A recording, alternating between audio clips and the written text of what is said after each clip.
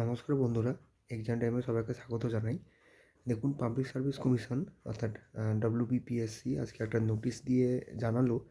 তো খবরটি খুব একটা ভালো নয়।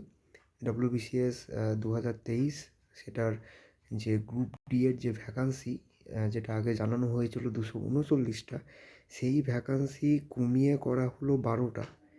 ভাবতে পারছেন, 239টার ভ্যাকান্সি আগে ছিল, ডিক্লেয়ার করা হয়েছে, ঠিক আছে, অনগোয়িং রিক্রুটমেন্ট প্রসেস, ঠিক আছে। এর মধ্যে কি করা হলো, 239টা ভ্যাকান্সি যেটা আগে জারি করা হয়েছিল সেই 239টা ভ্যাকান্সি থেকে কমে মাত্র এখন ভ্যাকান্সি দাঁড়ালো 12টা। মানে আগে ছিল 239টা ভ্যাকান্সি, এখন রিক্রুটমেন্ট হবে মাত্র 12টা ভ্যাকান্সির উপর, ঠিক আছে। তো এই হচ্ছে অবস্থা। তার মানে দেখুন, 227টা ভ্যাকান্সি কিন্তু কমানো হলো। এই 227টা ভ্যাকান্সি কোথায় ছিল? 227টা ভ্যাকান্সি ছিল ইন্সপেক্টর অফ কোঅপারেটিভ সোসাইটিস, ঠিক আছে। ইন্সপেক্টর অফ কোঅপারেটিভ সোসাইটিস, এখানে 227টা ভ্যাকান্সি ছিল। তো সেটাকে পুরোপুরিভাবে নীল করে দেওয়া হলো।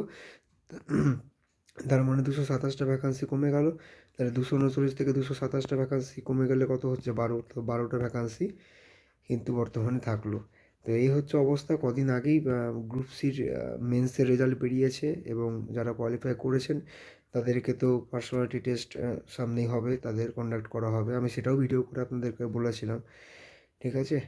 তো গ্রুপ ডির তো এরকম করলো অবস্থা, 239 থেকে 12টা। তো এখন আর কিছু বলার নেই।